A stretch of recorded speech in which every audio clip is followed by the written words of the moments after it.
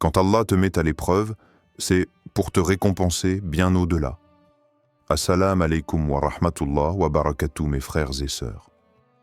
Si ce message arrive à vous aujourd'hui, ce n'est pas un hasard.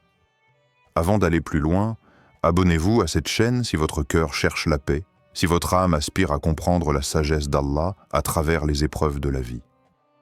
Ensemble, méditons sur ce que le destin veut vraiment nous dire. Partie 1. L'épreuve. Miroir de purification. As-tu déjà regardé le ciel un soir de grande douleur en espérant qu'il te réponde?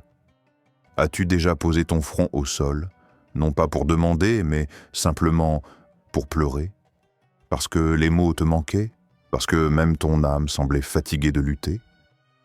Il y a dans l'épreuve quelque chose que l'œil ne voit pas, quelque chose que l'intelligence ne comprend pas, mais que le cœur, lui, peut ressentir s'il apprend à se taire. Ce monde, mon frère, ma sœur, n'est qu'un souffle, une illusion magnifique, parfois trompeuse, souvent éphémère. Et quand Allah, dans sa sagesse, retire quelque chose à ton existence, ce n'est pas pour t'appauvrir, mais pour te réveiller. Tu croyais peut-être que tu allais t'épanouir dans cette relation, que ce travail allait t'offrir une stabilité éternelle, que cette vie allait enfin t'offrir un peu de paix. Mais Allah t'a montré que tout ce qui est terrestre est fragile. Et il t'a rappelé, dans sa miséricorde, que ton cœur n'a été créé que pour s'attacher à lui. Tu vois, le silence d'Allah, ce n'est pas un abandon. C'est souvent une préparation. Il se peut que le ciel semble sourd parce que ton cœur est encore encombré. Et l'épreuve vient comme une main invisible qui enlève doucement tout ce qui t'éloignait de lui. Ton confort, ton orgueil, tes certitudes. Il t'arrive de penser « Pourquoi moi ?» Mais si tu savais combien de voiles Allah est en train de lever sur ton âme à travers cette douleur, tu dirais plutôt « Ya Allah, ne me laisse pas redevenir aveugle après avoir vu. Il n'y a pas de cœur pur sans blessure, pas de lumière sans obscurité traversée, et il n'y a pas de proximité avec Allah sans être passé par le feu de l'épreuve. » Regarde le prophète Aïyoub, alayhi salam, son corps détruit, ses proches éloignés, sa santé perdue, et pourtant son cœur étant resté debout, il n'a pas crié « Pourquoi ?» Zrenia, il a murmuré « Ya Rab » et Allah l'a restauré bien au-delà de ce qu'il avait perdu. Voilà la nature de l'épreuve. Elle te détruit pour mieux te reconstruire. Elle te vide pour que tu sois prêt à être rempli de ce qui est pur. Elle t'arrache ce qui est éphémère pour t'offrir ce qui est éternel. Comme le rappelle ce passage du Coran, ne pense pas qu'Allah ignore ce que font les injustes.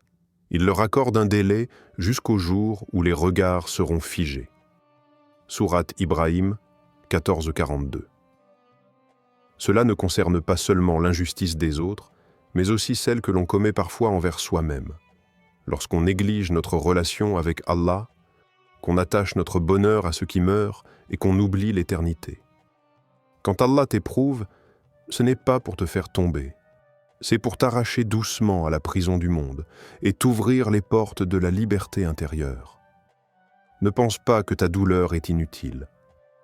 Chaque larme versée dans la solitude est comptée. Chaque soupir dans le secret de la nuit est entendu. Allah n'est jamais absent. Il est plus proche de toi que ta peine. Et dans chaque épreuve, il dépose un miroir. Celui qui te montre non pas ce que tu perds, mais ce que tu es en train de devenir. Parce qu'au fond, tu ne traverses pas une épreuve, tu traverses une renaissance, une initiation, un retour. Et si aujourd'hui, tu n'en vois que les épines, peut-être qu'Allah est en train de te préparer à cueillir une fleur que tu ne peux pas encore imaginer. Partie 2. La patience, lumière de l'âme. Il y a des nuits où ton cœur pleure en silence, où ton corps est là, mais ton âme vacille. Tu souris devant les autres, mais en toi, un combat invisible fait rage. Tu avances, et pourtant tu ne vois rien devant toi. Le monde semble figé. Tes prières paraissent vaines.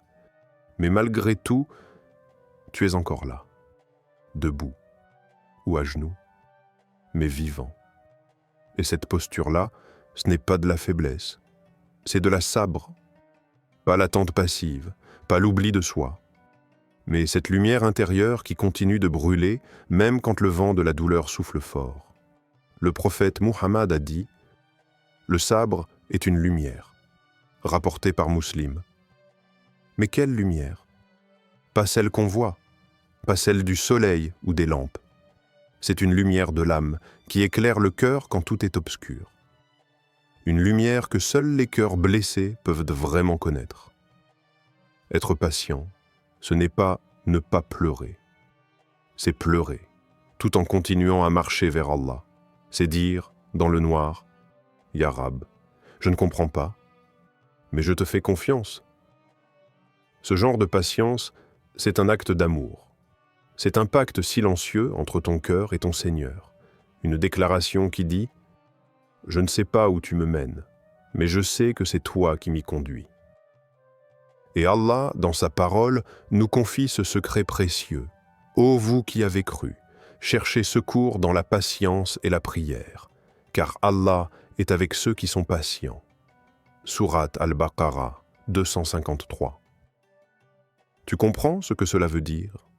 Cela signifie que chaque fois que tu choisis la patience, tu n'es jamais seul.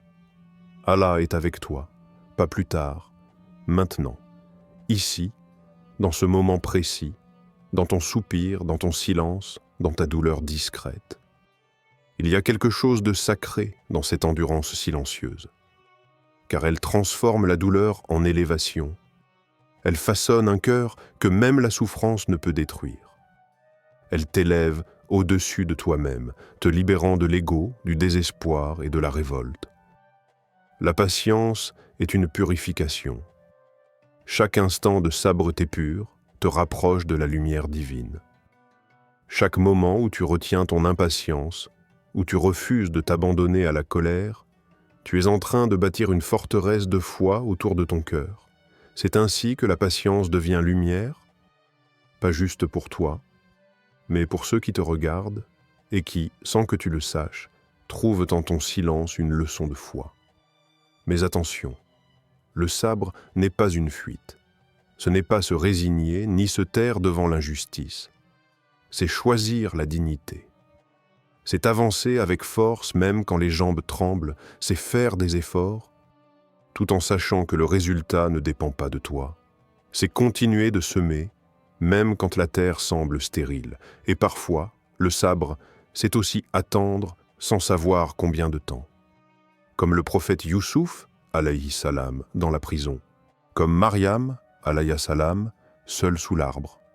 Comme le prophète Muhammad à Taïf, ensanglanté et rejeté, mais disant « Si tu n'es pas en colère contre moi, alors je ne crains rien. » Voilà ce qu'est la vraie patience.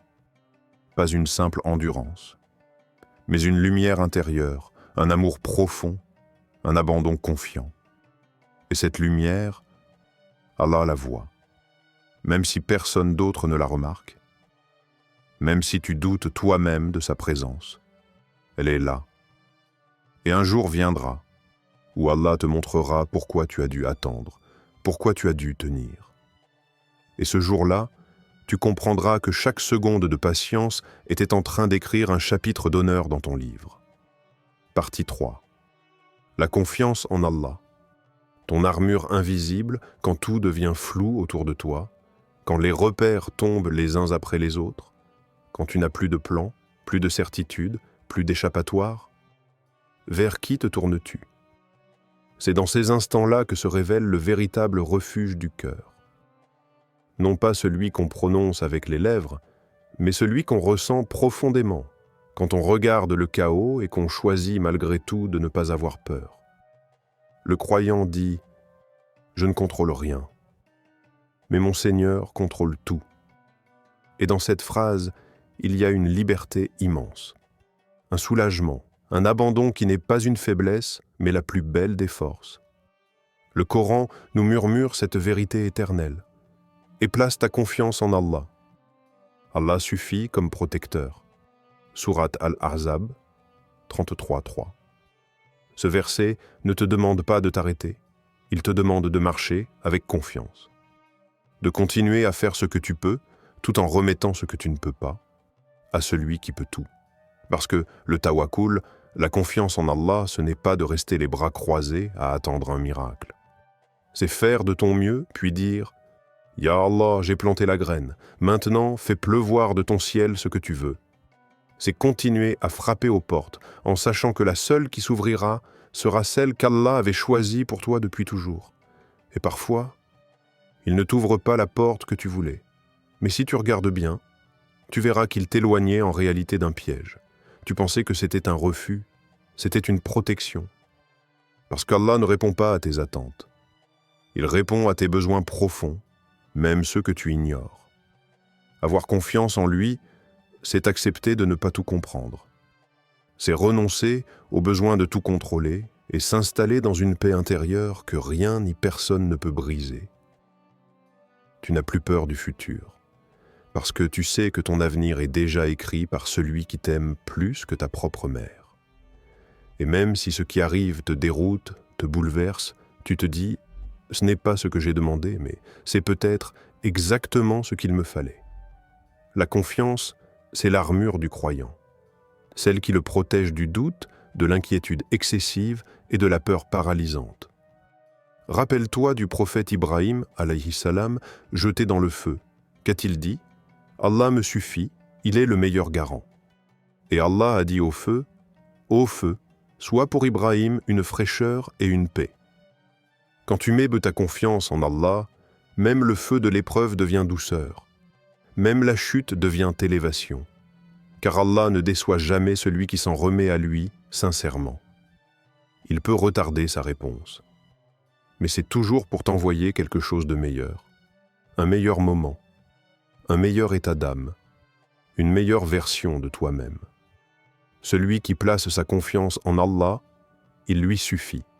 Sourate At-Talaq, 65.3. Regarde bien ce verset. Il ne dit pas « il l'aidera ». Il dit « il lui suffit ». Comme pour dire « si tu as Allah, alors tu as tout, alors avance ». Même si tu ne vois pas encore le chemin. Même si tout est flou, incertain, instable. Parce qu'un cœur qui fait confiance à Allah, c'est comme un navire en pleine tempête, protégé par un vent que personne ne voit, guidé par une lumière que seul le cœur peut percevoir. Partie 4. Allah ne rend pas seulement, il surcompense. Parfois, tout ce que tu voulais s'éteint, une relation s'effondre, une porte se ferme, tu perds un être cher, ou un rêve que tu as porté si longtemps dans ton cœur. Et tu regardes autour de toi, incapable de comprendre pourquoi Allah t'a laissé perdre ce que tu croyais être essentiel. Mais laisse-moi te dire quelque chose. Peut-être que ce que tu as perdu était justement ce qui te retenait en arrière, et peut-être que ta perte est le début de ton envol. Tu vois, Allah n'est pas un simple restaurateur. Il n'est pas celui qui rend à l'identique. Il est Al-Muhyi, celui qui redonne vie, mais différemment. Il est Al-Ghani, celui qui donne au-delà du besoin. Alors oui, tu as perdu. Mais si tu es patient, si tu acceptes la douleur avec confiance, tu verras qu'Allah te prépare quelque chose de plus grand. Comme il est révélé avec clarté, en vérité, avec la difficulté vient la facilité. Sourate Ash-Shar 94, 6. Ce n'est pas une hypothèse, c'est une promesse divine. La facilité ne vient pas après la difficulté. Elle l'accompagne, elle la suit de près, elle se cache même en elle. Le prophète nous a transmis cette parole sublime de son Seigneur. « Si je prends à mon serviteur ce qu'il aime et qu'il fait preuve de patience, je lui accorde en retour quelque chose de meilleur. » Sahih al-Bukhari. Quel honneur! Tu crois avoir perdu, mais Allah t'a simplement délesté. Il a ôté ce qui t'alourdissait. Il a nettoyé ton cœur de ce que tu aimais plus que lui pour y déposer ce que tu ne pouvais même pas rêver. Regarde dans le passé. Il y a eu un moment où tu pensais que c'était la fin. Mais aujourd'hui, tu sais que ce n'était que le début d'autre chose. Il en sera de même pour ta perte actuelle. Tu ne le vois pas encore, mais dans l'invisible, Allah t'élève. Parfois, il détruit ton plan, parce que ton plan limitait ta grandeur. Et lui veut te conduire vers une station que tu n'aurais jamais atteinte seul. Tu pensais que c'était fini, mais Allah dit « C'est maintenant que je commence à te construire ». Et c'est là que tu comprends. Le chagrin que tu portes n'est pas un cercueil, c'est un cocon. Et bientôt, tu en sortiras transformé. Quiconque craint Allah, il lui donnera une issue favorable et lui accordera ses subsistances par des voies qu'il n'imaginait pas. Sourate At-Talaq, 65, 2-3. Tu n'imagines pas ce qu'Allah est capable de faire pour toi, parce qu'il ne rend pas seulement ce que tu as perdu, il t'élève, il te prépare, il te façonne pour recevoir plus que ce que tu avais demandé. Oui, peut-être que tu voulais cette personne, mais Allah t'envoie sa proximité. Peut-être que tu voulais ce projet, mais Allah t'offre une paix intérieure que rien ne pourra détruire. Peut-être que tu voulais ce bonheur-là, mais Allah t'invite à goûter un bonheur éternel. Et un jour, tu te retourneras et tu comprendras que ta plus grande douleur était en réalité le plus beau des tournants. Partie 5. La sagesse divine derrière chaque douleur. Il y a des douleurs qui ne crient pas, des blessures que l'on porte sans bruit, des combats si intimes qu'aucun regard ne les remarque. Et pourtant, ce sont parfois les plus décisifs. Les épreuves ne sont pas toujours là pour briser. Souvent, elles sculptent. Elles ne détruisent pas ce que tu es. Elles révèlent ce que tu peux devenir. Mais pour cela, il faut traverser.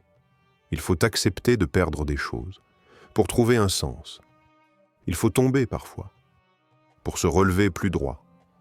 Ce que tu vis aujourd'hui te semble peut-être absurde, injuste, cruel. Mais tu n'as pas encore vu la fin du récit. Tu ne lis qu'une page. Allah, lui, tient tout le livre.